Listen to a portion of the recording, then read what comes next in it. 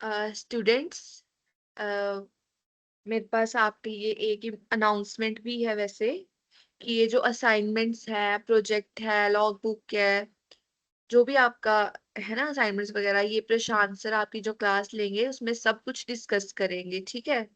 तो इस सब के बारे में बिल्कुल टेंशन मत लीजिए, टेंशन फ्री हो जाओ। और 11th उस क्लास का स्केड्यूल अलग से आएगा।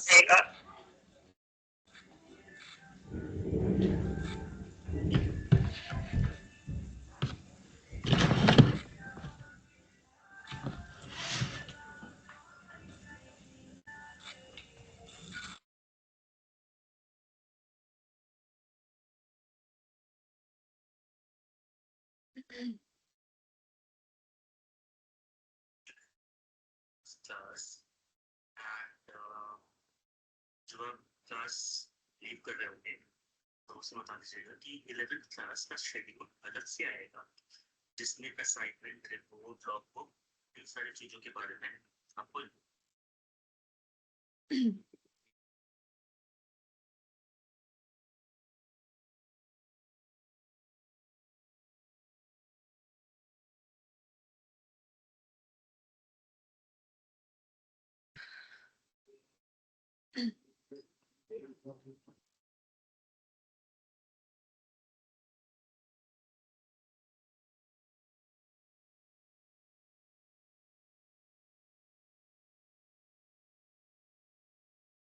कल वाली असाइनमेंट जो आर्टिकल और ब्लॉग राइटिंग थी, ब्लॉग राइटिंग थी ना?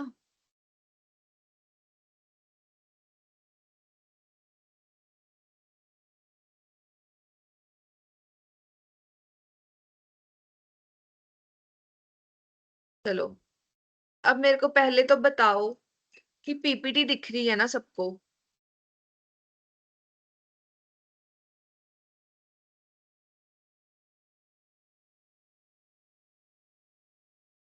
ठीक, चलो फिर आज हमारा लास्ट सेशन है। ओके, तो हम फटाफट अपना सेशन ओवर कर लेते हैं ये वाला। फिर लास्ट के 5 मिनट में वी विल टॉक।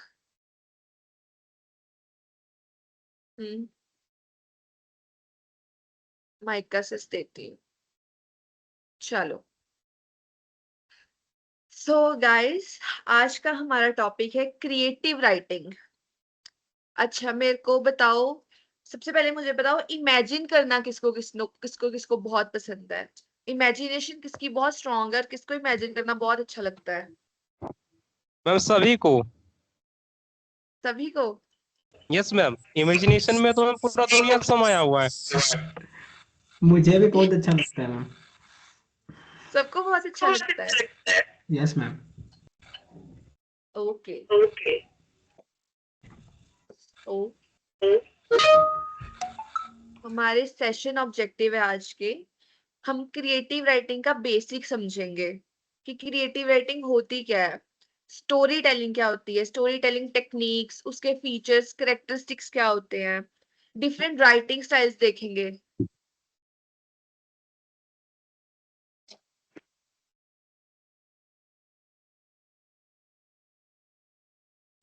ठीक है, क्रिएटिव टेक्निक्स देखेंगे, क्या किस कैसी टेक्निक्स यूज करके हम अपनी राइटिंग को क्रिएटिव बना सकते हैं। अब पहले हम आ जाते हैं कि क्रिएटिव राइटिंग होती क्या है एक्चुअल में। So creative writing is the writing that express ideas, emotions and imagination in an original way. Creative writing क्या होती है? क्रिएटिव राइटिंग ऐसी राइटिंग है जिसमें हम अपने आइडियाज, अपने इमोशंस, अपने इमेजिनेशन एक बहुत अच्छे तरीके से, एक बहुत ओरिजिनल रॉ फॉर्म में लिख सकते हैं। अब आप मुझे बताओ, कभी आपने कोई लव स्टोरी देखी हो या कभी आपने कोई लव स्टोरी अपने माइंड में सोची हो और आपने कभी लिखी, किसी ने कभी कोई स्टोरी लिखी है? कोई स्टोरी, कोई नोवेल, कुछ लिखा है कभी? या कोई पोएट्री ही क्यों ना हो, पोएम क्यों ना हो, कभी लिखा है कुछ ऐसा आपने? मैम स्टोरी तो लिखे हैं स्कूल में। किस टॉपिक पे लिखी थी? मैम मैंने लिखी थी, मतलब आज से ना मतलब 4 साल पहले, ये चूड़े वाला सब नहीं होता है उस पे। किस टॉपिक पे लिखी थी? मुझे आपकी आवाज क्लियर नहीं आई। मैम हॉरर कार्टून सब नहीं होता है, पहले हाँ ज्यादा हाँ। ट्रेंड था, तो उस टाइम पे हम वीडियो बनाते थे यूट्यूब पे। ओ ओके। कभी किसी ने कोई लव स्टोरी लिखी है?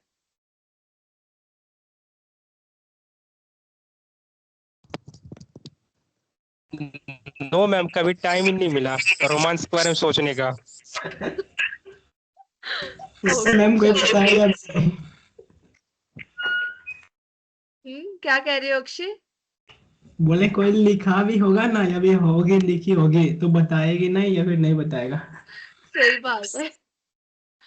सो क्रिएटिव राइटिंग बेसिकली क्या है? राइटिंग है जो एक्सप्रेस करती है आइडियाज को, इमेजिनेशन को। आप सोचते क्या हो? कोई टॉपिक है, आप उसमें इमेजिन कर रहे हो, बहुत अच्छा इमेजिन कर रहे हो, फिर आप उसको लिखते हो, उसे हम क्या बोलते हैं? Creative writing. क्रिएटिव राइटिंग बहुत टाइप की होती है, जैसे स्टोरीज लिखना, पोएम्स लिखना, डायलॉग्स हो गए, पर्सनल एक्सपीरियंस हो गए। अपने पर्सनल एक्सपीरियंस, थॉट्स, इमोशंस, इसको भी हम क्रिएटिव राइटिंग बोलते हैं। ठीक है। अब क्रिएटिव राइटिंग का मेन फोकस क्या है? इमेजिनेशन। जो हमारी इमेजिनेशन है, जो हम सोच रहे हैं, उसको लिखना। इसका मेन एम यही है। इंपॉर्टेंस क्या है क्रिएटिव राइटिंग की? क्रिएटिव राइटिंग से हमारी इमेजिनेशन अच्छी होती है, हमारी सोचने की क्षमता बढ़ती है। हमने अगर कोई टॉपिक उठाया है, अगर मैं अभी आपको एक टॉपिक दूं, if I was a prime minister, तो आप क्या लिखोगे उस पे? ये एक्टिविटी हम लास्ट में करेंगे। मैं आपको ये टॉपिक दूंगी, आप अपने दिमाग में सोच के रखो कि आप क्या उस पे 3-4 लाइंस लिखोगे। क्रिएटिव लाइंस होनी चाहिए आपकी इमेजिनेशन पे, कि अगर आप होते तो आप क्या करते। ठीक है। Develop communication skill. जब आप इमेजिन करते हो, कुछ सोचते हो और उसको वर्ड्स देते हो, अपनी सोच को वर्ड्स देते हो, तो इससे क्या होता है? आपके कम्युनिकेशन स्किल्स अच्छे होते हैं, आपकी वोकैबुलरी, आपके स्पीकिंग स्किल्स अच्छे होते हैं, राइटिंग स्किल्स बहुत हद तक अच्छी हो जाती है। ठीक है।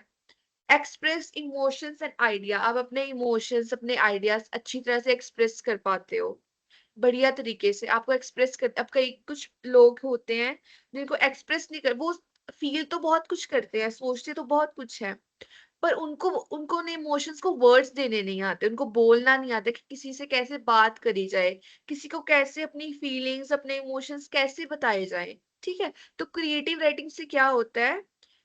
एक्सप्रेशन बढ़ता है, एक्सप्रेस करने की क्षमता बढ़ती है, कि कैसे इमोशन एक्सप्रेस करते हैं, कैसे अपने आइडियाज, अपने थॉट्स कैसे लोगों के सामने रखे जाते हैं। एंगेजमेंट। Engage readers creatively. अब देखो, अगर मेरे पास दो ऑप्शंस हैं, एक ऑप्शन है, एक आर्टिकल है, ठीक है, टेक्नोलॉजी, टेक्नोलॉजी पे एक आर्टिकल है, और वही दूसरी तरफ एक स्टोरी है, एक लव स्टोरी है, या एक किसी बच्चों की स्टोरी है जो एक एडवेंचर पे जाते हैं, वहां पे उनको बहुत सारे क्रोकोडाइल्स, एनाकोंडास, बहुत एक स्केरी सा एडवेंचर होता है। अब इमेजिनेशन कुछ गलत कुछ सही नहीं होता इमेजिनेशन में। इमेजिनेशन तो बस आपके दिमाग की सोच, आप क्या क्या सोच सकते हो, किस हद तक सोच सकते हो। तो आप क्या करोगे? आप वो टेक्नोलॉजी का आर्टिकल पढ़ोगे, या वो एडवेंचर की स्टोरी पढ़ोगे? क्या पढ़ना पसंद करोगे आप? मैम यदि हम पे डिपेंड कर रहा है तो फिर तो एडवेंचर वाला, और यदि मजबूरी पड़े कि एग्जाम में आने वाला है तो टेक्निकल। है ना? तो टेक्निकल। ठीक है। Yes ma'am. यही होता है एंगेजर्स, रीडर्स को एंगेज करना, कि हम जितना अच्छा इमेजिन कर सकते हैं, जितनी अच्छी से अपनी इमेजिनेशन को लिख सकते हैं, इससे क्या होता है? रीडर्स एंगेज होते हैं हमारे कंटेंट से। अब की पॉइंट क्या है? Creativity makes writing more interesting and memorable. जितना आप क्रिएटिव लिखोगे, जितनी उसमें इमेजिनेशन डालोगे, इसमें एलिमेंट्स डालोगे, आप किसी एडवेंचर पे गए हो, उसमें आपने एनाकोंडा भी डाल दिया, 4 सर वाला क्रोकोडाइल भी डाल दिया, तो क्या इमेजिनेशन में कुछ सही गलत नहीं है, वो कुछ भी आप इमेजिन कर सकते हो। अब कुछ मूवीज ऐसी होती हैं, अब आप शो देख लो, नागिन, नागिन जो सीरियल है, उसकी कोई सेंस है? No ma'am. नहीं ना। वो एक कभी इमेजिनेशन है ना। तो कभी भी इमेजिन, नागिन बन जाती है। हाँ। बोले कभी भी नागिन बन जाती है। है ना? तो उसकी कोई सेंस ही नहीं है उस शो की। तो ऐसे ही वो एक इमेजिनेशन है, तो इमेजिनेशन किसी भी हद किसी भी टाइप तक जा सकती है। अब हम आते हैं स्टोरी टेलिंग पे। Story telling is the art of sharing events in an engaging way. Story telling का बेसिक मतलब क्या है? किसी को अपना एक्सपीरियंस बताना एक बहुत ही एंगेजिंग वे में, या कोई इवेंट शेयर करना, या कोई स्टोरी बतानी बहुत एंगेजिंग वे में।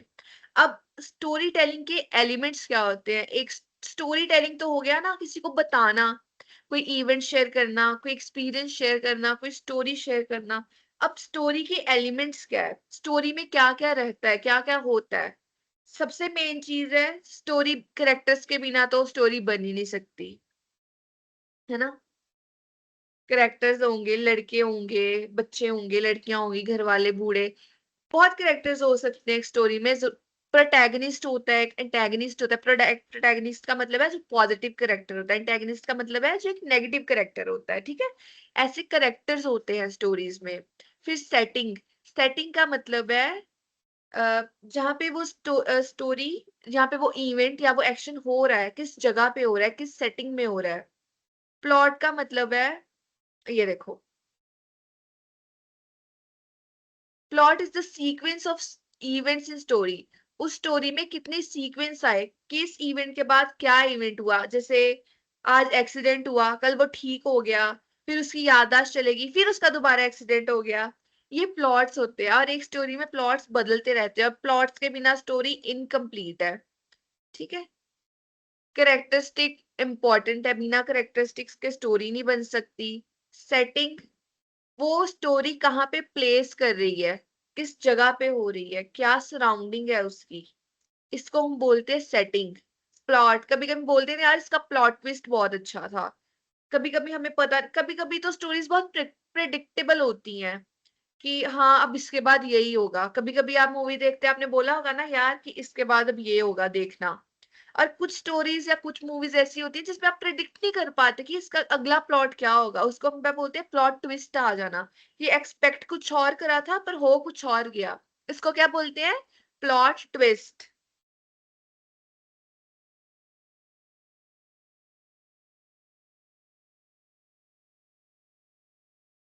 प्लॉट ट्विस्ट, जब आप कुछ और इमेजिन करते हो, कुछ और प्रिडिक्ट करते हो, पर हो कुछ और जाता है, ठीक है? कॉन्फ्लिक्ट, कॉन्फ्लिक्ट मतलब कोई मुश्किल आ जाना किसी स्टोरी में। आप देखो, अगर एक लव स्टोरी है, अगर मैरिज वाला प्लॉट चल रहा है उस टाइम पे, और अगर दोनों के घर वाले मान जाएं, तो क्या नॉर्मल कोई एक्साइटमेंट ही नहीं रहेगी। और अगर एक के घर वाले नहीं मान रहे हैं, एक के घर वाले मान गए, तब वो कॉन्फ्लिक्ट क्रिएट हो गया। अब बिना कॉन्फ्लिक्ट के स्टोरी पूरी नहीं होगी। यहाँ एक कपल है ना, गर्लफ्रेंड बॉयफ्रेंड, और गर्लफ्रेंड का एक्स वापस आ जाए, फिर क्या होगा? कॉन्फ्लिक्ट होगा, वो प्लॉट ट्विस्ट होते हैं, ठीक है? इन सब के बिना, ये कॉन्फ्लिक्ट्स के बिना स्टोरी अधूरी होती है। फिर एंडिंग, वो मिलते हैं, नहीं मिलते, या मर जाते हैं, वो एंडिंग होती है। अब कुछ लोग बोलेंगे कि नहीं, मर जाना चाहिए लास्ट में कपल्स को, या उनको मिलना नहीं चाहिए। और कुछ का क्या होगा कि यार मिल जाना चाहिए, स्टोरी कंप्लीट हो जानी चाहिए। तो ये एंडिंग्स होती है कि लास्ट में क्या हुआ, स्टोरी का एंड कैसे हुआ, किसी मूवी का एंड कैसे हुआ। जैसे वीर ज़ारा किसने किसने देखी है? प्रीति जिंटा और शाहरुख खान की वीर ज़ारा। मैम मैंने आपने, उसमें क्या होता है, वीर और ज़ारा 20 साल बाद मिलते हैं और वो यस साथ मैम, आ जाते हैं। तो ये क्या थी मूवी की एंडिंग? Yes ma'am, okay. आप लोगों को वैसे मूवीज वगैरह देखना पसंद है? Yes ma'am. South movie. Okay. Every story needs a clear sequence of events. Clear sequence of events का मतलब है एक स्टोरी लाइन की एक फ्लो में होनी चाहिए एक स्टोरी, कि एक प्लॉट के बाद एक प्लॉट, फिर उस प्लॉट के बाद दूसरा प्लॉट। अब जैसे एक सीरियल है, ये रिश्ता क्या कहलाता है, उसमें पहली जनरेशन थी अक्षरा और नैतिक, उसके बाद कौन आए, नायरा, कार्तिक, उनके बाद ऐसे उनके बच्चे बच्चे। क्या था, ये सीक्वेंस था जनरेशंस का। इसको हम क्या बोलते हैं, सीक्वेंस ऑफ इवेंट्स। ठीक है, ये हमने बेसिक्स पढ़े स्टोरी टेलिंग के, character, setting, plot, conflict, ending. अब हम पढ़ेंगे इनको डीपली कि करेक्टर्स एंड सेटिंग्स डीपली पढ़ेंगे कि ये एक्चुअल में क्या होता है। करेक्टर क्या होते हैं, करेक्टर आर द पीपल और पर्सनैलिटीज इन अ स्टोरी, है ना।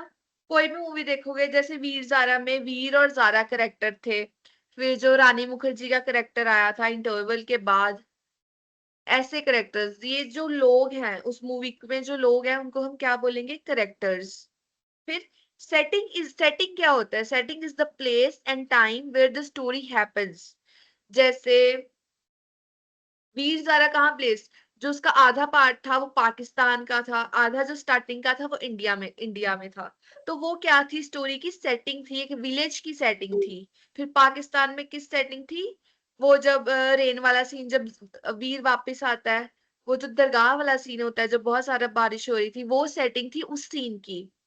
ठीक है, तो ऐसे उस टाइम पे वो इवेंट किस जगह पे हो रहा है, the place where the event is occurring, उसको क्या हम बोलते हैं, सेटिंग। ठीक है, अब कोई कॉमन सी मूवी, धुरंधर किसने किसने देखी है,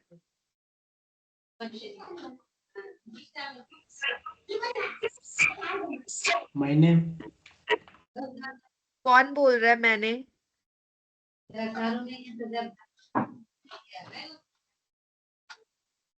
अक्षय, ओके। तो अक्षय क्या था, उस मूवी की सेटिंग क्या थी धुरंधर की। धुरंधर में वैसे बहुत रियलिटी दिखाया गया है, जैसे कि नोटबंदी क्यों हुआ, बहुत सारा सब कुछ है। बहुत सारी सेटिंग थी, बहुत सारी जगहों के नाम थे, बहुत सारी जगह पे वो इवेंट्स अक्कर हो रहे थे, तो वो क्या थी, वो सेटिंग थी उस स्टोरी की।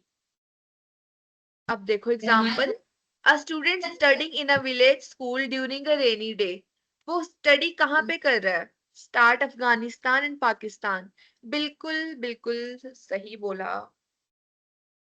A student studying in a village school during a rainy day. अब village school during a rainy day क्या है, सेटिंग है, इस इवेंट की सेटिंग है। इवेंट क्या हो रहा है, स्टूडेंट इज स्टडिंग, एक स्टूडेंट पढ़ रहा है, किस सेटिंग में पढ़ रहा है, किस माहौल में पढ़ रहा है, स्कूल में पढ़ रहा है, विलेज स्कूल में पढ़ रहा है, एक रेनी डे के दिन पढ़ रहा है। ठीक है, की point, strong characters and setting make stories realistic. अगर स्टोरीज के कैरेक्टर स्ट्रॉन्ग होगे ना, सेटिंग अच्छी होगी, तो स्टोरी बहुत रियलिस्टिक लगेगी। जैसे वीर ज़ारा, उसके कैरेक्टर्स बहुत स्ट्रॉन्ग थे, एक तो उनकी एक्टिंग बहुत अच्छी थी, और उनका कैरेक्टर बहुत स्ट्रॉन्ग, बहुत बोल्ड कैरेक्टर था, सेटिंग बहुत अच्छी थी। इसने क्या करा, जो व्यूवर्स थे उनके माइंड पे बहुत इम्पैक्ट डाला, स्टोरी बहुत रियल लगी। अब कभी कभी होता है ना कि आप कोई मूवी देख रहे हो और कोई बहुत इमोशनल सीन आ जाए तो रोना आ जाता है। किसके साथ हुआ है, ये मूवी देखते देखते रो पड़े। हमको रोना आ जाता है। मैम हमारे साथ में तो नहीं हुआ है, बट जिन्होंने सैयारा देखा है उनके साथ में हुआ है। ओके, मनश सिंह, मेरे साथ हुआ है। कौन सी मूवी देखी थी, सैयारा देख के रो रहा था। शेरशाह मैम, शेरशाह सॉरी, देखते। शेरशाह देख के, धुरंधर की एंडिंग। ओके, तो मैंने अब भी हम नहीं आ देखा। जाते हैं प्लॉट पे एंड कॉन्फ्लिक्ट पे। Plot is the sequence of event in a story. ठीक है, सीक्वेंस मतलब एक सीन के बाद दूसरा सीन क्या है, एक प्लॉट के बाद दूसरा सीन क्या आ रहा है, उसको हम सीक्वेंस बोलते हैं। कॉन्फ्लिक्ट इज द चैलेंज और प्रॉब्लम फेस्ड बाय कैरेक्टर्स। जैसे ये रिश्ता क्या कहलाता में क्या होता था, कभी उनका डिवोर्स हो जाता था, कभी वो साथ आ, मेरे साथ भी हुआ है मैम, बट मैं तो रामायण देख रहा था, शेरशाह की एंडिंग। ठीक है, कॉन्फ्लिक्ट्स बेसिकली क्या है, प्रॉब्लम्स फेस करना कैरेक्टरिस्टिक्स के द्वारा। जैसे लवर्स का मिल ना पाना, एक दूसरे से बिछड़ जाना, हीरो की फैमिली की डेथ हो जानी किसी रीजन की वजह से, एक्सीडेंट में मर जाना। ऐसी प्रॉब्लम्स जब कोई मेन कैरेक्टर फेस करता है उसे हम क्या बोलते हैं? कॉन्फ्लिक्ट। कॉन्फ्लिक्ट क्या करता है? स्टोरी में एक एक्साइटमेंट, एक इंटरेस्ट क्रिएट करता है कि स्टोरी देखने का मन करता है या मूवी देखने का। हाँ हाँ, आप इसका देखा देखी बना दे, आपको बोल रहे हैं। हाँ, ये किसका बच्चा आ गया मैम? म्यूट कर लिया। ओके। अब हम आ जाएंगे राइटिंग स्टाइल पे। Writing style different different type के होते हैं। Style can be formal, informal, descriptive, humorous. Formal क्या होता है? उसमें थोड़ी फ्रेंडली टोन कम यूज होती है, बहुत ही फॉर्मल टोन होती है, ज्यादा उसमें हम इमोशंस या फीलिंग्स नहीं डालते, बहुत फॉर्मल तरीके से लिखा जाता है, बहुत लेम तरीके से लिखा जाता है। इनफॉर्मल क्या होता है? बहुत सारे इमोशंस और फीलिंग्स ऐड की जाती है। इनफॉर्मल तरीका क्या होता है बात करने का? जैसे हम अपने दोस्तों से बात करते हैं, जैसे हम ब्लॉग्स लिखते हैं, बहुत कन्वर्सेशनल, बहुत ही इनफॉर्मल टोन में। ठीक है। फिर आता है डिस्क्रिप्टिव। डिस्क्रिप्टिव डिस्क्रिप्टिव राइटिंग का मेन पॉइंट, मेन फोकस है, यहाँ पे आपको वर्ड पढ़ के समझ आ रहा होगा, डिस्क्राइब करना किसी चीज को। ठीक है। किसी इवेंट को डिस्क्राइब करना, सेंसरी डिटेल देना। डिटेल इस हिसाब से दी जाए कि जो पढ़ रहा है या जो देख रहा है वो फील कर पाए जो लिखा है, जो चीज लिखी गई है स्टोरी में या मूवी में बताई गई है। ये राइटिंग स्टाइल है, वैसे तो राइटिंग की बात हो रही है। जो लिखा गया है वो हमें फील हो, इतनी सेंसिटिव डिटेल हो कि हम उस इमोशन को फील कर सके। जैसे कोई स्टोरी अगर आपने कभी पढ़ी होगी, उसमें जो इमोशन बताया जा रहा होगा उस मोमेंट पे, या कोई सैड सीन होगा, सैड लाइन होगी और आप उस लाइन को पढ़ के रो पड़े, या आपको बुरा लगा, सैड फील हुआ, तो ये क्या होता है? डिस्क्रिप्शन। उसको इतना अच्छे से डिस्क्राइब करा कि आपको वो फील होने लगी चीजें। उसमें सेंसरी डिटेल ऐड करी जाती है, एक्सप्लेन किया जाता है, बहुत डेप्थ में एक्सप्लेन किया जाता है उस राइटिंग को। वो राइटिंग थोड़ी लेंदी होती है क्योंकि इसमें बहुत सारी डिस्क्रिप्शन, बहुत सारे एलिमेंट्स ऐड होते हैं, बहुत सारी सेंसरी डिटेल ऐड होती है। अब जैसे एक लाइन है, एक लाइन एग्जांपल देती हूँ, this is a shop of cake.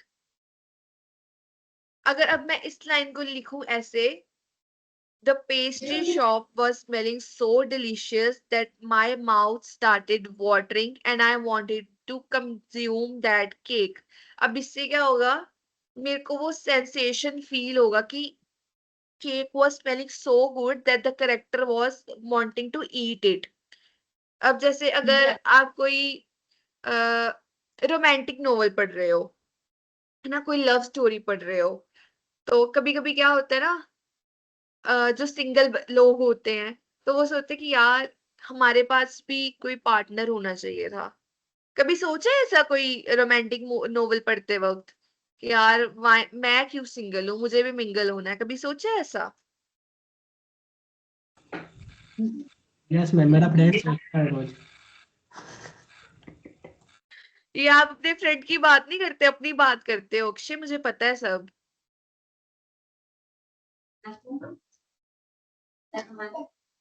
और फोर्थ पॉइंट है ह्यूमरस। ह्यूमरस का क्या सब सोचते हैं मैम? पढ़ाई से टाइम नहीं मिल रहा, ओहो। आपके पास क्यों टाइम नहीं है? मेरे पास देखो, मैं कॉलेज भी जाती हूँ, फिर आप आके क्लासेस भी लगाती हूँ। मैम हमारे सेमेस्टर एग्जाम ने हमें परेशान कर दिया है। आप में ऐसा होता है मैम, डेली क्लासेस होता है आपका मैम, डेली परफेक्ट शेड्यूल है, हमारा कोई शेड्यूल ही नहीं है। हमारा कभी भी एग्जाम हो जाता है, कभी भी कुछ हो जाएगा। धूप बारिश सर्दी ये सब कुछ नहीं देखता है, कभी भी एग्जाम हो जाएगा। मेरी तो सुबह 9 से 4 क्लासेस होती हैं, फिर 5 बजे से 8 बजे तक मुझे यहाँ पे क्लासेस लेनी होती हैं ऑनलाइन। मैम आप ना हम लोग से जूनियर है ना? जी चलो, ह्यूमरस। अब आ जाएगा ह्यूमरस। ह्यूमरस का मतलब होता है ह्यूमर ऐड करना। ह्यूमर का मतलब आपको पता होगा, सरकाजम यूज करना, फन एलिमेंट्स डाल देने किसी राइटिंग में। तो इससे भी क्या होता है, आपके आइडियाज बहुत अच्छे से कन्वे होते हैं दूसरों को, एक फन एलिमेंट आ जाता है, पढ़ने में अच्छा लगता है, लोग हंसते हैं आपकी राइटिंग पढ़ के। ऑफेंड नहीं करना होता है। ह्यूमर का मतलब ये नहीं है कि आप दूसरे को ऑफेंड कर दो, बट इट मीन्स कि एक फन एलिमेंट डाल दो अपनी राइटिंग में, ठीक है, उसे बोलते हैं humorous. Writing style affect readers experience. हर राइटिंग स्टाइल डिफरेंट है और हर राइटिंग स्टाइल का एक अपना इम्पैक्ट होता है रीडर पे। जी जी, ठीक है। जैसे डिस्क्रिप्टिव राइटिंग आपके इमोशंस जगाती है। वो लिखी इस तरीके से होती है, उसमें ऐसी डिटेल्स डाली होती है, ऐसा सेंसरी डिटेल्स इतनी डेप्थ में डाली होती है कि आपको खुद फील हो रहा होगा। आप एक करेक्टर की फीलिंग्स खुद फील कर रहे होंगे उस वक्त, जो एक करेक्टर फील कर रहा है। कभी कभी हम कोई ऐसा सैड सीन देख रहे होते हैं कि करेक्टर रो रहा होता है, तो हम खुद भी उस करेक्टर के साथ रोने लग जाते हैं, हम उससे रिलेट करने लग जाते हैं कि यार हाँ, इसके साथ गलत हो रहा है, ये नहीं होना चाहिए, ठीक है।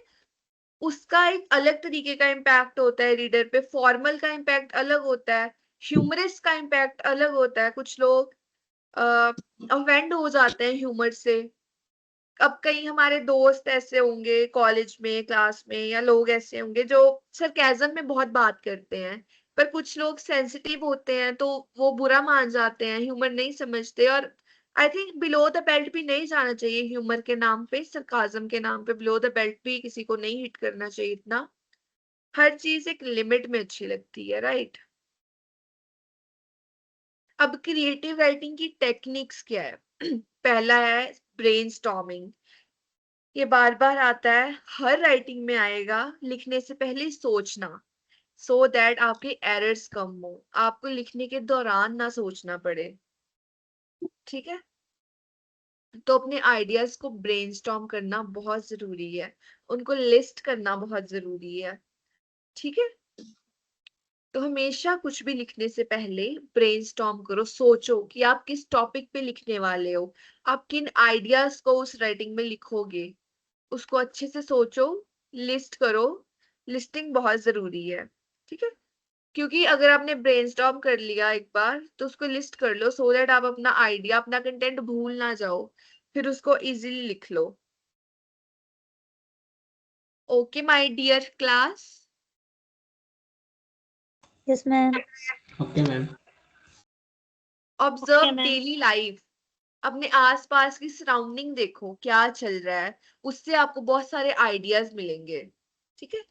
आसपास में अपने कॉलेज में देखो क्या हो रहा है, कॉलेज में देखिए क्या चलता है, कॉलेज में क्या चलता है, पढ़ाई के साथ साथ क्या चलता है, और गर्लफ्रेंड बॉयफ्रेंड ओनली। इवेंट्स भी होते हैं। मैम बेस्ट उसमें फ्रेंड्स। बुलाए नहीं जाते। बुलाते ही नहीं है आपको? मैम कभी कभी। कोई बात नहीं, आप एलपीयू आ जाओ। मैम मेरा दोस्त मैम तो आप लड़का लेके घूमता है कॉलेज में। जी, मेरा दोस्त तो गर्लफ्रेंड लेके घूमता है कॉलेज में। आदिल कह रहे हैं कुछ नहीं होता, बस एडमिशन होता है। अच्छा, पढ़ाई भी नहीं होती? कुछ नहीं। आज तक एक भी क्लास नहीं किए हैं वहाँ पे। ठीक है। इमेजिन व्हाट इफ सिचुएशन, अगर ऐसा होता तो कैसा होता। अब जैसे मैंने आपको एग्जांपल दी थी, अगर आप प्राइम मिनिस्टर होते तो कैसा होता, क्या होता। Read stories and book. आप जितना मटेरियल पढ़ोगे ना, उतने आपको आइडियाज मिलेंगे। जितनी स्टोरीज नॉवेल्स पढ़ोगे, उतना आपको आइडिया मिलेगा अपनी राइटिंग को इम्प्रूव करने का, अपना लिखने का, ठीक है। आपने चलो कोई आइडिया ले लिया है ना, पर आपको, अगर आपने किसी का कंटेंट पढ़ा है, आपको वो आइडिया अच्छा लगा है, पर आपने पूरा कंटेंट कॉपी नहीं करना है। कैरेक्टर्स कॉपी नहीं कर लेने, प्लॉट कॉन्फ्लिक्ट कॉपी नहीं कर, आपने वो आइडिया उठाया। अगर किसी का थीम है रोमांस, आपने वो रोमांस आइडिया उठाया। अगर किसी का थीम है एडवेंचर। अच्छा, आप मेरे को सब बताओ, आपको क्या क्या थीम्स पसंद है, जॉनरास क्या पसंद है आपको, हॉरर, कॉमेडी, ड्रामा, रोमांस, क्या? कमेंट बॉक्स, चैट बॉक्स में मेरे को बताओ जल्दी जल्दी से, आपको कैसे थीम्स पसंद है।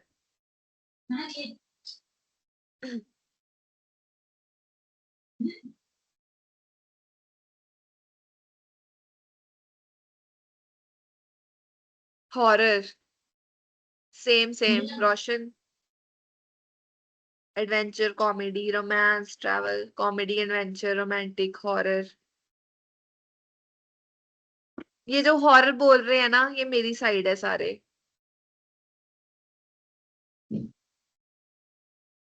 ठीक है। Varsha horror. Give me high five horror वालों।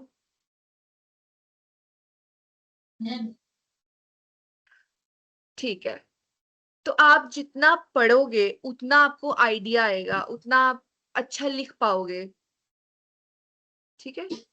रेगुलर प्रैक्टिस, ये भी आपने हर टेक्निक में, हर राइटिंग में पढ़ा होगा, practice makes a man perfect. आप जितनी प्रैक्टिस करोगे ना, उतना ही अच्छा आप लिख पाओगे, क्योंकि राइटिंग स्किल्स में प्रैक्टिस बहुत जरूरी है। आप प्रैक्टिस करोगे तो आपकी कम्युनिकेशन अच्छी होगी, आपके राइटिंग स्किल्स भी अच्छे होंगे, आपके word formation, sentence structure formation तो और अच्छी हो जाएगी। तो ट्राई करो कि लिखा करो, चाहे कोई छोटा सा किसी टॉपिक पे स्टडी करके छोटा सा आर्टिकल लिख दिया, ब्लॉग लिख दिया, कोई ज्यादा बड़ा नहीं तो छोटा सा। ट्राई किया करो क्रिएटिव राइटिंग लिखने का, पोएम्स लिखने का ट्राई किया करो, चाहे हिंदी में लिखो चाहे इंग्लिश में लिखो। कभी आप कभी सोचो ना, कुछ सोचो, अभी बैठे बैठे हम कभी कभी सोचने ही लगते हैं अपने बारे में या किसी के बारे में। तो आप इमेजिन करो, अगर आपके पास कोई छोटी सी स्टोरी भी, एक छोटा सा प्लॉट है, सेटिंग है, आप इमेजिन करते करते उसको एक लंबी स्टोरी बना सकते हो, फिर आप उसको लिखो। ऐसे लिखा करो स्टोरीज वगैरह। Engaging readers. Good creative writing keeps readers interested. अगर आपने अच्छा लिखा होगा, आपकी क्रिएटिव राइटिंग अच्छी होगी, तो रीडर्स एंगेज रहेंगे। रीडर्स आपका कंटेंट बीच में छोड़ के नहीं जाएंगे, वो पढ़ते रहेंगे आपके कंटेंट को। ठीक है। Interesting opening lines. Interesting opening lines use करो।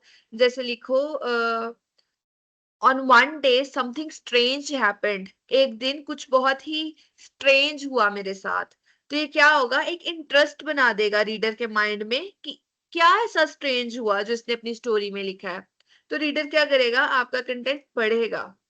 डिस्क्रिप्टिव लैंग्वेज यूज करो, सेंसरी डिटेल्स डालो, फीलिंग्स इमोशंस भर भर के डालो अपनी राइटिंग में। जो आप फील कर रहे हो वो सब लिखो अपनी राइटिंग में।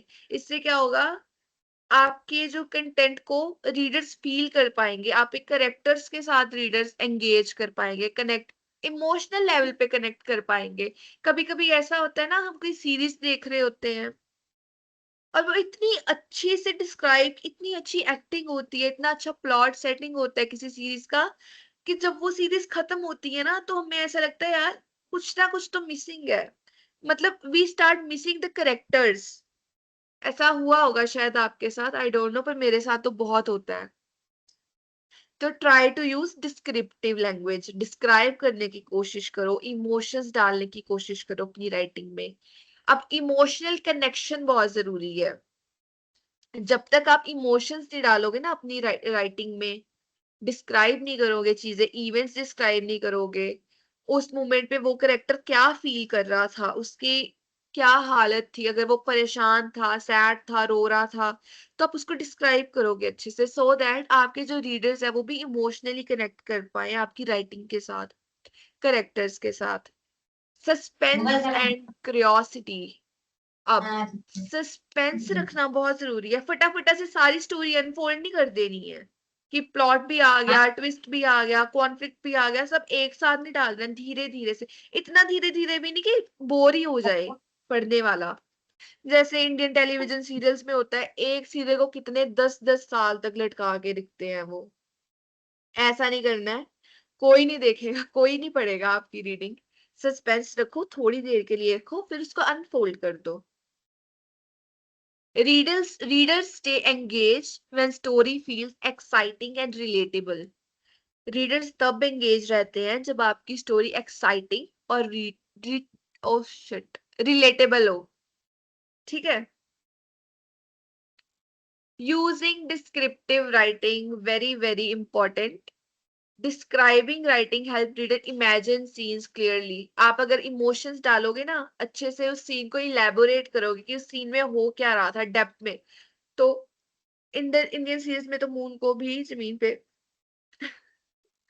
बिल्कुल. तो रीडर्स क्या करेंगे ना, इमोशनली कनेक्ट हो पाएंगे आपकी रीडिंग के साथ. ठीक है. जितने आप उसमें डिस्क्रिप्शन डालोगे, अपने एलिमेंट्स डालोगे, इमोशंस डालोगे, तो उतना क्या होगा, रीडर आपसे कनेक्ट कर पाएगा, आपके करेक्टर से कनेक्ट कर पाएगा. जैसे एग्जांपल है, the room was messy. The room was messy समझ में आता है रूम गंदा था, बट इसमें कोई डिस्क्रिप्शन नहीं है, तो बोरिंग सा लगेगा सेंटेंस. बट अगर उसकी जगह हम लिख दें, books and papers were scattered across the small dusty room. जो बुक्स थी, पेपर्स थी, वो ऐसे स्कैटर्ड इधर उधर पड़े हुए थे एक बहुत डस्टी कमरे में, एक छोटे से धूल वाले कमरे में. ठीक है. तो आपने क्या करना है, विविड इमेजरी डालनी है. आपको ऐसे लिखना है कि रीडर के आंखों के आगे एक इमेज क्रिएट हो जाए. कॉमन मिस्टेक्स क्या करते हैं आप, कंफ्यूजिंग स्टोरी फ्लो, या कभी कभी ऐसा होता है बहुत ज्यादा करेक्टर्स डाल देने, एक बहुत सारी कंफ्यूजिंग सी स्टोरी लाइन डाल देनी, या बहुत सारे प्लॉट ट्विस्ट एक साथ में डाल देने. तो इससे क्या होता है, स्टोरी बहुत कंफ्यूजिंग बन जाती है. आपको अपनी स्टोरी को सिंपल रखना है, एक जनरल बेसिक सा फ्लो होना चाहिए स्टोरी में. ठीक है. जैसे एक सीक्वेंस के बाद दूसरा, एक प्लॉट के बाद दूसरा प्लॉट, ऐसे. टू मैनी अननेसेसरी डिटेल्स नहीं डालनी है. अगर आप डिस्क्रिप्टिव राइटिंग भी लिखते हो ना, तो ऐसी चीजें डिस्क्राइब करो जो रेलेवेंट है. अगर कोई इमोशनल सीन लिख रहे हो, तो उस करेक्टर के इमोशंस डिस्क्राइब करो. इधर उधर की बातें, इररेलेवेंट बातें डालने की. मैम क्लास कब तक चलेगा? क्लास आपकी 8 बजे तक है. अभी है हमारे पास 20 मिनट है. वीक एंडिंग्स नहीं होनी चाहिए. वीक एंडिंग्स का मतलब है, रुको एक मिनट, वीक एंडिंग्स का मतलब होता है बोरिंग एंडिंग्स. की स्टोरी बहुत अच्छी थी. मनीष पूछ रहे हैं कितने दिनों तक, आज लास्ट क्लास है Manish.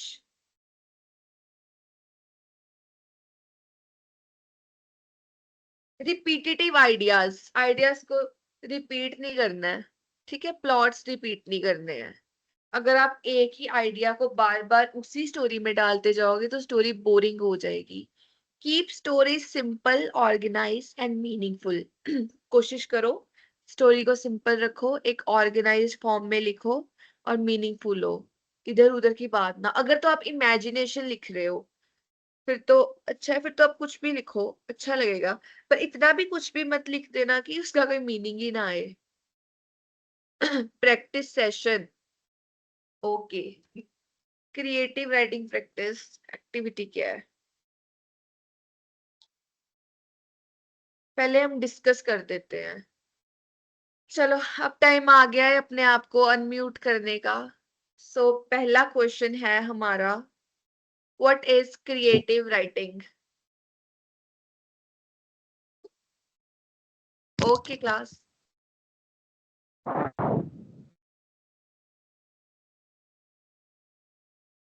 Question number 1, what is creative writing? Ma'am, creative writing is a way or writing through which we express our ideas, imagination, and original things. In an original way. Yes, ma'am. What are the elements of storytelling? अब रोशन ने एक answer दे दिया, now you will not answer. Elements क्या है storytelling के?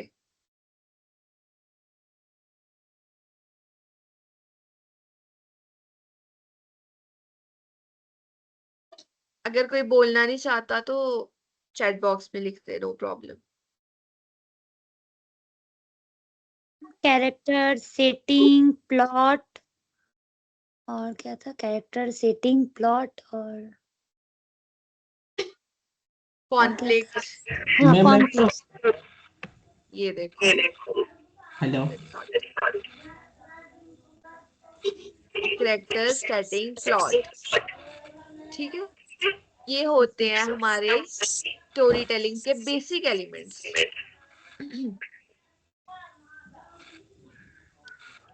How can we engage readers को engage कैसे रखना है? इंटरेस्टिंग कैरेक्टर्स बनाओ जिससे लोग कनेक्ट करें, सस्पेंस और क्यूरियोसिटी क्रिएट करो, बिल्कुल, सिंपल और क्लियर लैंग्वेज यूज करो, सिंपल और क्लियर लैंग्वेज यूज करो, इमोशन, स्ट्रॉन्ग ओपनिंग लाइन लिखो, विविध डिस्क्रिप्शन को, ताकि रीडर सीन इमेजिन कर सके। सॉरी। बिल्कुल बिल्कुल। अब चलो, अब बस दो बच्चे, कोई भी दो, एक छोटी सी स्टोरी क्रिएट करो, कोई भी टॉपिक ले लो इसमें से। मैजिकल डे नहीं, मैंने आपको टॉपिक दिया था ना, if I was a prime minister. चलो चैट बॉक्स में आप मुझे 3 लाइन लिख दो इस पे। अगर आप एक प्राइम, इमेजिनेशन टेस्ट करते हैं, अगर आप प्राइम मिनिस्टर होते तो आप क्या करते? मैम बोलते हैं बोल दो। Ma'am, if I were the Prime Minister of India, then first work which I would do, that is free education, free and quality education. हाँ, Number two, healthcare access.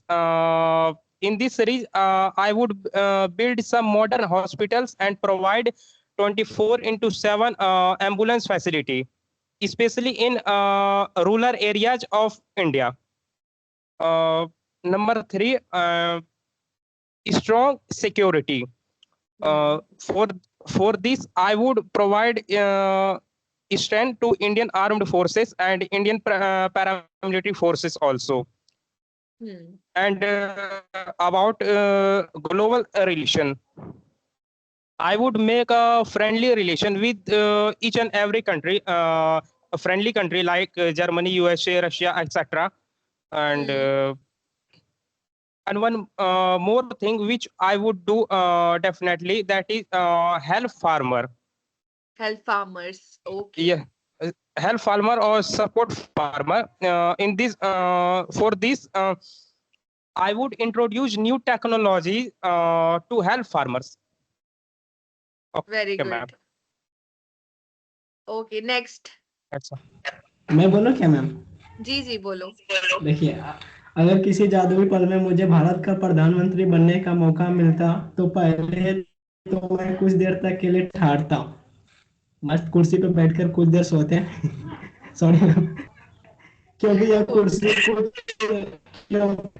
कुर्सी सिर्फ सत्ता का नहीं, 140 करोड़ सपनों की जिम्मेदारी की है।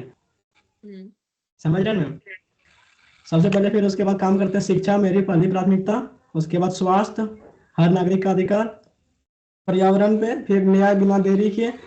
जैसे अभी देख रहे हैं कि कोई भी घटना होता है तो न्याय देने में तो बहुत देरी लगता है, तो उसमें उतना देरी नहीं लगता हम रहते हैं तो। सबसे बड़ा काम ईमानदारी का, करप्ट जैसे अभी 50 को IAS अधिकारी सब अपना जमीन सब खरीद लिया था, वो न्यूज सुने थे? नहीं सुने होंगे। तो वो करप्ट लोग को पहले हटा देते हैं हम। हाँ देखिए, प्रधानमंत्री होना एक सपना नहीं, एक तपस्या है। मैं वो PM बनना चाहता है जिसे लोग इसलिए याद रखें क्योंकि उसने देश का थोड़ा बेहतर छोड़ा, थोड़ा ज्यादा पढ़ा लिखा, थोड़ा ज्यादा स्वास्थ्य और बहुत ज्यादा खुश। कुर्सी मिली तो सेवा करूंगा, इतिहास खुद लिख जाएगा। क्रिएटिव था काफी। और थोड़ा फनी भी। वही मैं बोली ना, क्रिएटिव था काफी। ओके, तो नेक्स्ट स्टूडेंट कौन है हमारे पास जो बोलेंगे?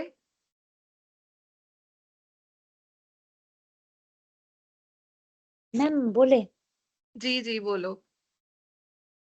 If I was Prime Minister, then I help the poor people.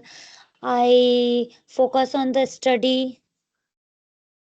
उसके बाद I provide hospitals where hospitals are not provided. उसके बाद मतलब वुमेन का वॉइस रेज करना कहाँ जहाँ सही हो, वुमेन का बात सुन, मतलब वुमेन को ये नहीं मिलता है, क्या बोलते हैं, न्याय नहीं मिलता है, वहां पे न्याय दिलाना, जस्टिस। जस्टिस के बाद ऐसे ही हम्म, 2-3 इनफ मैम। वेरी गुड निधि। अक्षय पूछ रहे हैं मनश को, ब्रो आप बोलो क्या करते। अच्छा, अब इसके बाद कौन है हमारे पास, कौन बोलेगा? मनश ट्राई, कुछ बोलिए 2-3 लाइंस।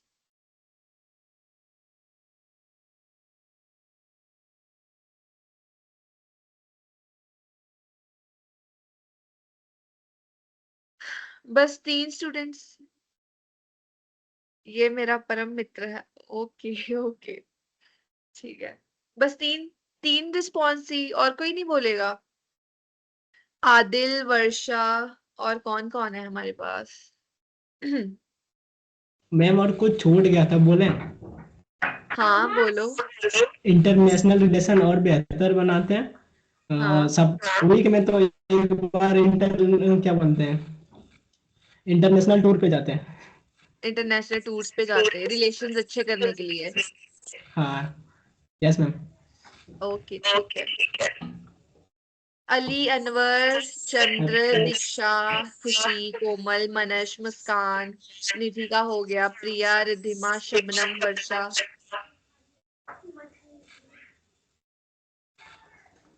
कोई एक बोल दो।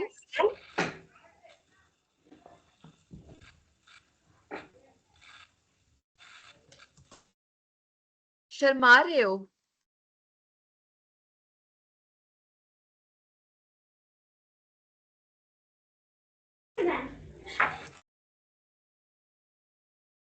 प्रैक्टिस करें अब। Students will create characters and setting, write a short story idea, practice descriptive writing. कितना टाइम है हमारे पास? 9 मिनट है। चलो आपको 5 मिनट दे रही हूँ, एक छोटी सी स्टोरी क्रिएट करो, एक पैराग्राफ ही चाहे, उसमें 2 से 3 कैरेक्टर रख लेना, एक अच्छी सी सेटिंग रख लेना, बस। एक ही मैम रिस्पॉन्स लूंगी। हाँ असाइनमेंट निधि, चेक होगा, असाइनमेंट जो होमवर्क मिला था कल। असाइनमेंट नहीं नहीं निधि, असाइनमेंट नहीं चेक करूंगी, वो बस आप सबमिट करोगे जब प्रशांत सर बोलेंगे।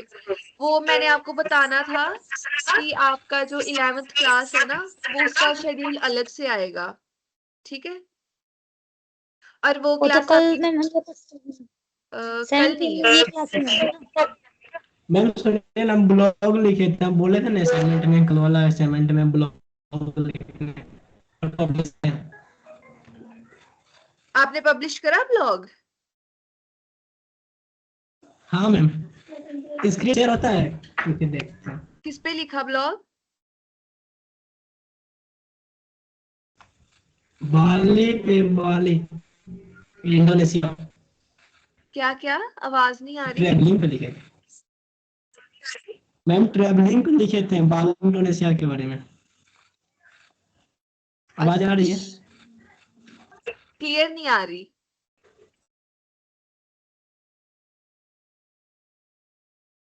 मैंने मैम चैट। लिखा था tips for speak fluent English पे ब्लॉग, अच्छा, पब्लिश नहीं की थी, ड्राफ्ट। हाँ, tips for fluent English, nice, ये अच्छा होगा। तो ये मैम अक्षरा मैंने भी अच्छा, पब्लिश नहीं किया, ड्राफ्ट में करके रखा है। ड्राफ्ट में करके रखा है, ठीक है, अभी पब्लिश नहीं करा ना? No ma'am. ठीक है, मुझे लिंक भेज देना चैट में, मैं देख लूंगी, जिन्होंने भी करा है वो मेरे को लिंक्स भेज देना। चलो फिर मैम क्लास। हाँ जी। मैम जो कल मेरा क्लास छूट गया मैम, उसका मैम क्या होगा अब? रोशन, उसका आपको वो रिकॉर्डेड लेक्चर मिलेगा ना, तो आप वो देख लेना। मैम कहाँ पे मिलेगा, यूट्यूब पे? हाँ जी, आपको लिंक आया होगा यूट्यूब का। मैम अभी तक तो नहीं आया है। अभी तक नहीं आया है? फिर आ जाएगा लिंक, आपको प्रशांत सर भेज देंगे, जहां तक मुझे लग रहा है। Okay ma'am. मैम आपने कल कौन सा असाइनमेंट दिया था? मैंने ब्लॉग राइटिंग असाइनमेंट दी थी कल। और उसे मैम पब्लिश भी करना था? पब्लिश देखो, नहीं, इट्स अप टू यू, आपको पब्लिश करना है। वैसे तो आप ड्राफ्ट में लिखोगे, रहने दो, उसको पब्लिश नहीं करना है। बस जब आप रिपोर्ट बनाओगे ना, आपने मेंशन करना है, वो आपकी एक अलग से क्लास होगी, उसका स्केड्यूल आएगा, उसमें प्रशांत सर आपको बताएंगे कि जो जो भी मैंने पढ़ाया, जो जो असाइनमेंट्स दी, उनको कैसे मतलब कैसे उनकी रिपोर्ट बनानी है, कैसे एक लॉग बुक बनानी है, वो सब प्रशांत सर आपको बताएंगे। मैं उस क्लास में नहीं रहूंगी, बस आप लोग होंगे और प्रशांत सर। मैम कैमरा का असेस दीजिए। Okay ma'am. रुको जी, है अक्षय आपके पास कैमरा का असेस?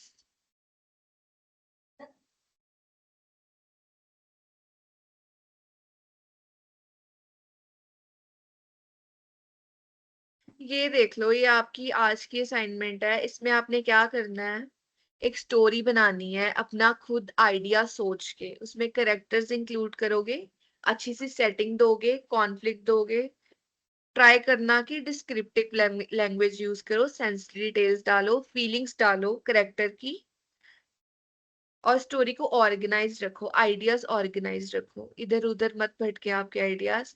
और लेंथ थोड़ी सी ज्यादा रखना, 2 पेजेस तक का लिख लेना। स्क्रीनशॉट ले लो इसका।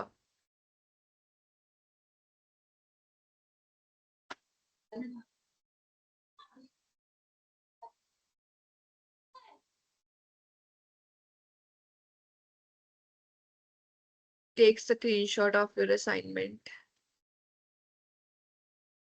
ओ वाओ, विजुअल्स भी ऐड करे हैं। Yes ma'am.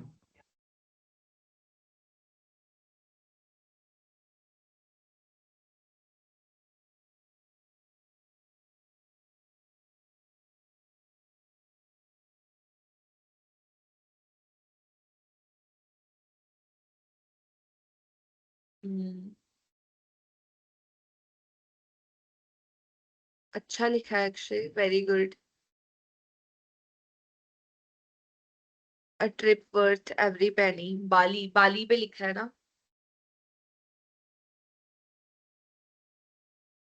Very nice, very good.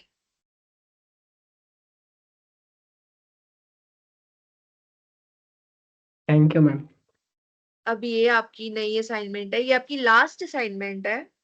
एक स्टोरी लिखोगे, करेक्टर्स डालोगे उसमें, अच्छे अच्छे सेटिंग अच्छी सी दोगे, कॉन्फ्लिक्ट डालोगे, ऑर्गेनाइज्ड वे में लिखोगे, और ट्राई करोगे कि उसको डिस्क्रिप्टिव लैंग्वेज में लिखो, ज्यादा से ज्यादा इमोशंस और सेंसिटिव डिटेल डालो, सो दैट रीडर्स कनेक्ट कर पाए उससे, ठीक है? और लेंथ थोड़ी 200 से 300 वर्ड्स तक की रख लेना। इसका स्क्रीनशॉट ले लो।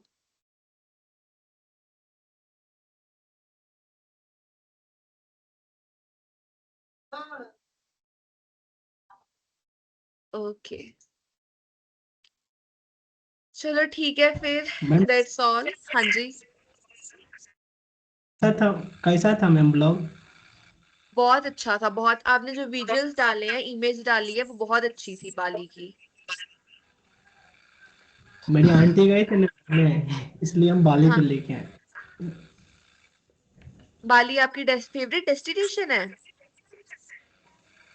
बस यही कुछ समझ लीजिए। फेवरेट तो नहीं बट अब जाना चाहते हो बाली? हाँ, जाएंगे, अभी टाइम है। ठीक है,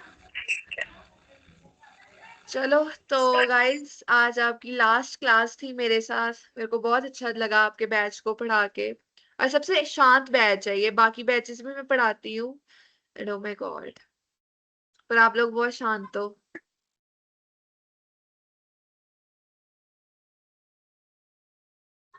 ठीक है फिर,